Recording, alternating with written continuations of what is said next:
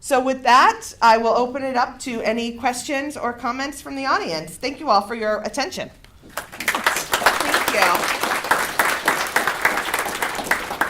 And we've got about 10 to 15 minutes for questions, and I will ask Tina to repeat the question just so that it can be captured for the recording, because the acoustics won't do that for us. Can you go back to your obligatory slide? Yes, I'm sorry, it's a little embarrassing, but I will. There you go. So it's on the book. There's a discount for the book. Matt Leininger, who's a really great practitioner of all this work, he wrote it. There are a lot of free resources on the website, from slide decks to additional readings to exercises. So there you go. And there's a free online skills module that talks about the kinds of skills people need to do better participation and where you can go for training. So sorry, that's always a little embarrassing. Yes? You talked about feedback. Can you just elaborate a little bit on what you feel is good feedback? The question is about feedback and what is good feedback. And do you mean feedback from the decision-making body to the public about the participation? No, from the public to the decision-making body about the model. Oh, okay. So how do we think about getting input from the public to government? How do we get good information from them? And the feedback from the actual, after a participation project. Yes, and the feedback after the project. So I would say that one of the key things to getting information from the public, is anybody a conflict resolution person in the room? Yes, so you know positions and interests. So much positions are what a person or group wants. It's the demand that they are making. I don't want this development. I do want this bus route. And much of our participation focuses on those things. I would say instead of focusing on positions, which are very black and white and can lead to a lot of conflict, we need to design things where we can get to people's interests. Interests are the things that are motivating those demands. It's the desires, the concerns, the needs, the values. So instead of talking about, I want this bus route, let's talk about, I need a way to get from my house to work in a cost-effective way. I don't want this development. Well, let's talk about the community values and what this community represents in terms of culture and heritage and my family's lineage or whatever. If we can begin to start focusing on interests, we're going to get a lot more valuable feedback from the public. Once we do participation, we often just say, thank you very much, public. Elvis has left the building. And instead what we need to be doing is saying, here are some of the big common themes we heard from the public. Here's how we're taking your information and using it in our decision making. I would also say we need to be upfront about that. If I come to a meeting and I think the government's going to do what I tell them to do and they don't, I will be less than pleased.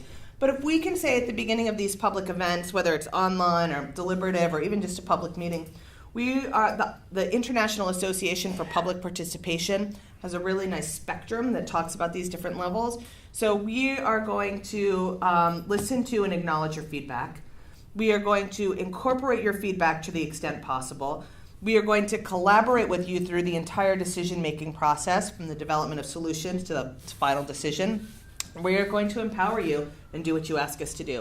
If we can be upfront with people at the beginning and then report back to them how their information was used, that can be incredibly helpful. Yes, in the back. In Vancouver, you get 5 minutes to speak in front of council. Wow. Unfortunately, if you don't speak English, you get 2.5. Because of translation? Because of translation. And I'm curious that when you talk about the thick and thin participation, how do you deal with multi-ethnic, multicultural communities, not only in language, but then cultures that don't necessarily see authority or engagement as conflictual, as being different than showing up and speaking in front of a council? So a great question. So the question is, how do you do engagement, thick engagement, or public meetings when you have people from diverse communities who may not speak the language, who have different cultural traditions around dialogue, around power, around authority? And this is absolutely a huge, huge challenge in participation. And it really speaks to the need to be thoughtful about design before we do it. We can't just take an ad hoc approach to a participation. I think we really need to focus on designing participation. There are a number of ways to address this. So I know actually here, when I was looking at some of the the issues that recently happened around development in Chinatown, that there was simultaneous translation, which can be very effective. And it may or may not work, it may or may not exist. So I've seen processes where materials have been translated into multiple languages, where as part of the effort to get people to the room, one of my favorite examples of this was actually in New York City after the 9/11 incident. World Trade Centers came down, the city wanted to redevelop Ground Zero, and there were a number of issues, from what to do with the towers to a memorial. The whole street grid had been blown away, economic development, housing. And the majority of people who lived in this neighborhood were actually undocumented workers. And so the organizers of this event felt that they had a right to have a voice in what would happen in this community that they lived in. So they went door to door recruiting people, and once they convinced people that they weren't with immigration and customs, and they weren't going to get deported, they were able to get people there. So then materials were printed for this event, I think in 16 different languages. There were translators on site to help people. They even had people working in Braille. And this takes a lot of forethought, a lot of effort to get people involved. So there are ways to do this with translation and multilingual services, but it takes a lot of effort. If it becomes too hard to do that, we can also do something, and there's a term for this, and I'm blanking on it, I'm a little embarrassed. But it's basically, I would go to the Chinese community and do a process with the Chinese community all in Chinese. I would go to the Filipino community and do something all in Filipino. I would go to the Iranian community and do something all in Farsi. And then you can bring those pieces together in a way, so that makes it a little bit easier. But this is one of the biggest challenges, especially as our communities really diversify. Yes? You spoke at the beginning of your talk about the people's trust in public officials dropping, and much of what you've talked about is ways to address that. One of the things that I've heard, and I'm a local government official, Great. Is the cynicism that I see in the public when we deal particularly with land use issues, but sometimes big issues. The council has an item on the agenda that by the time the official public input takes place, council is on a path towards a decision that I won't say has been made formally, but the mere fact they've moved it through several readings, it appears to the public that when they attend these meetings, the decision's already been made, and the public meeting is just to satisfy the need for public input. Vacation, right. Yeah. So this was more of a comment, I think, that a lot of times we'll use participation after a decision has been made or after we're far enough down the road that it's really hard to use public input in a meaningful way. And I think this is absolutely one of the challenges, and one of the reasons people are cynical about government.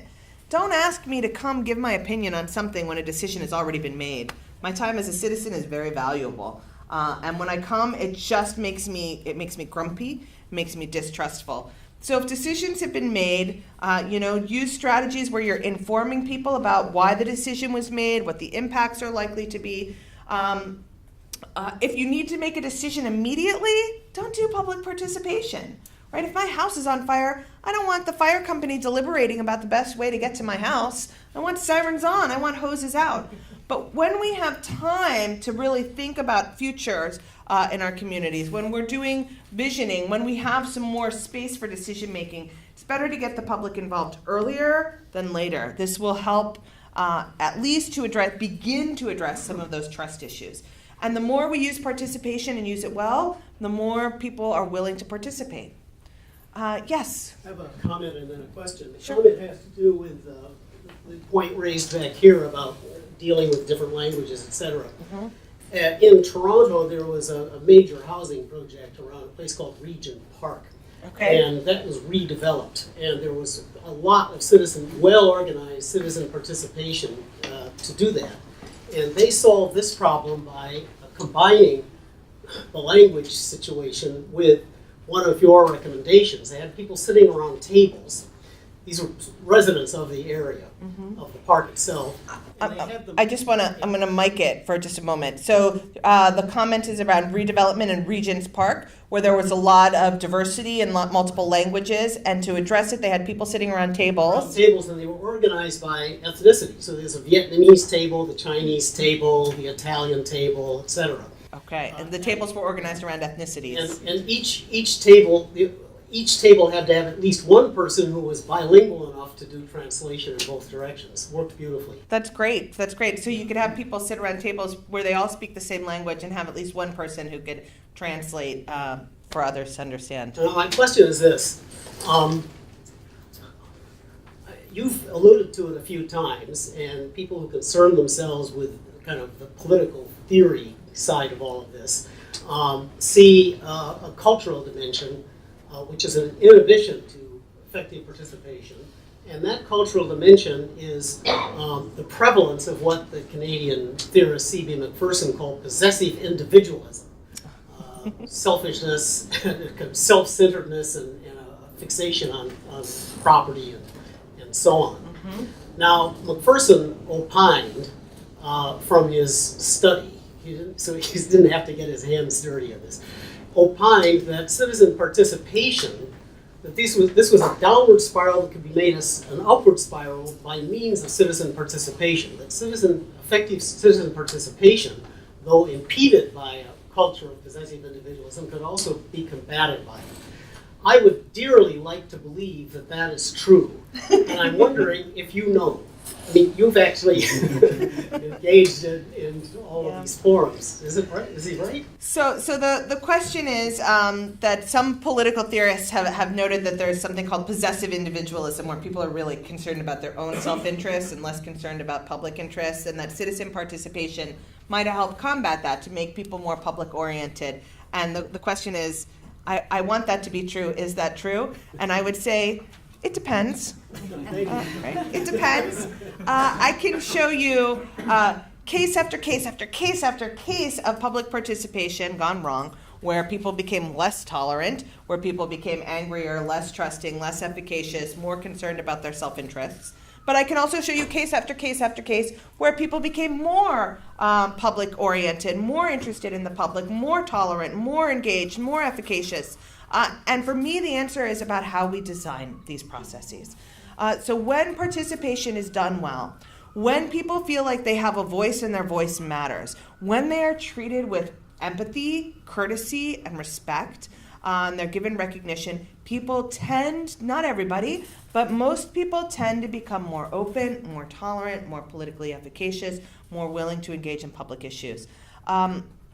In 2000, I think it was 8, it might have been 10, shortly after the big financial crisis, U.S. was having terrible problems with federal budget, couldn't get anything passed.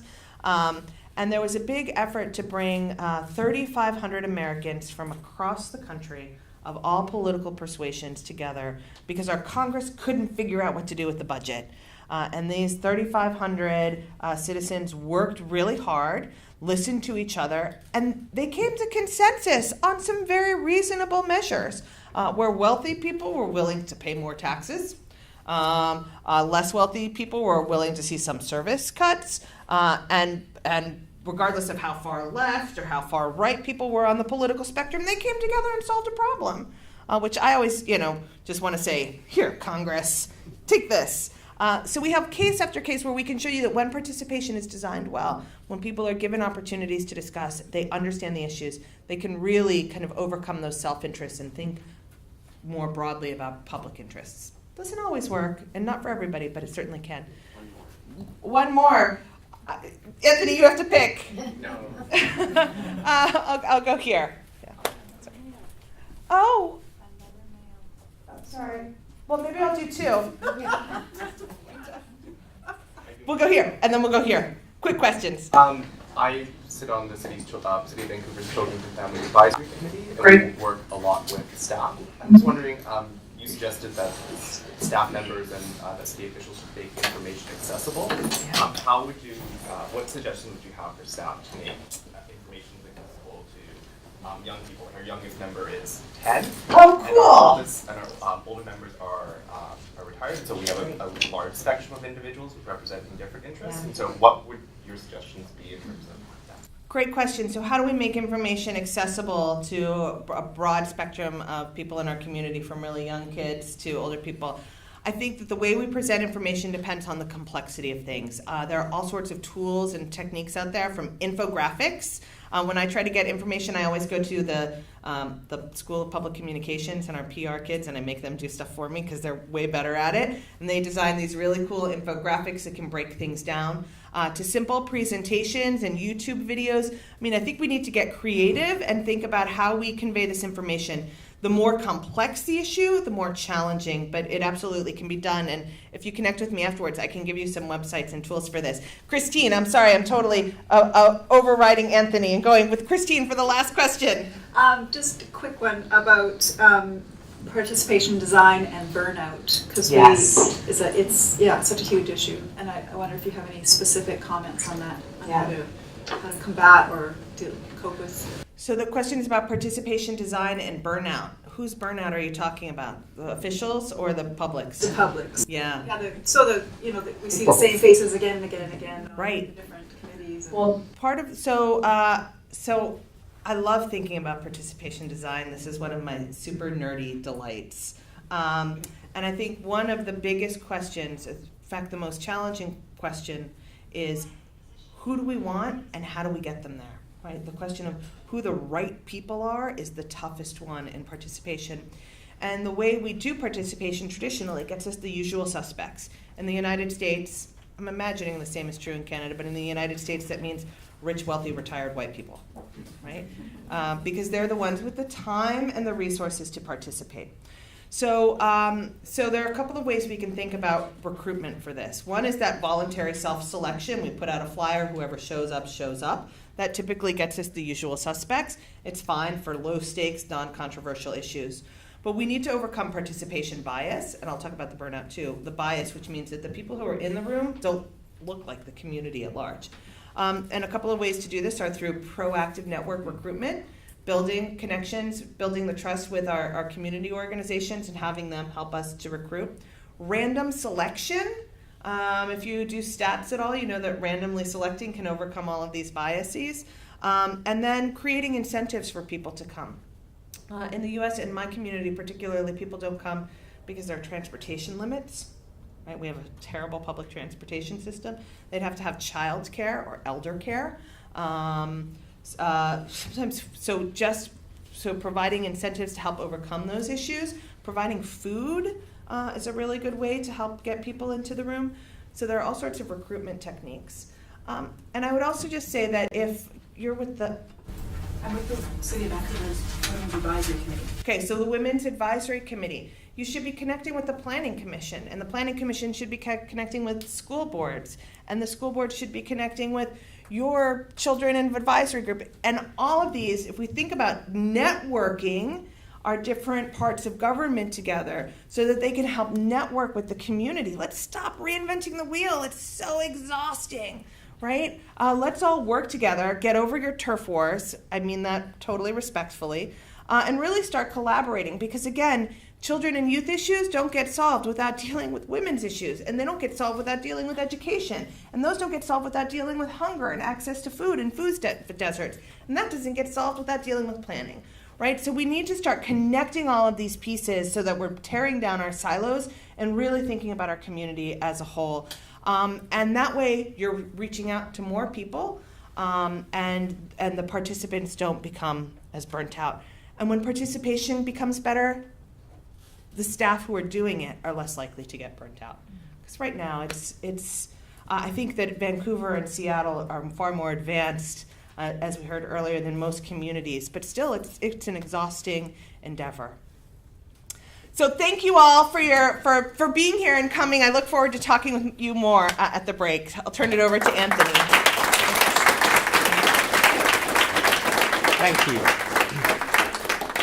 Thanks, Tina. I think that the greatest test of any public presentation is the participation that follows it. And we have seen an A-plus discussion and dialogue to get our workshop started today. Thanks to Professor Nabatchi for coming and joining us.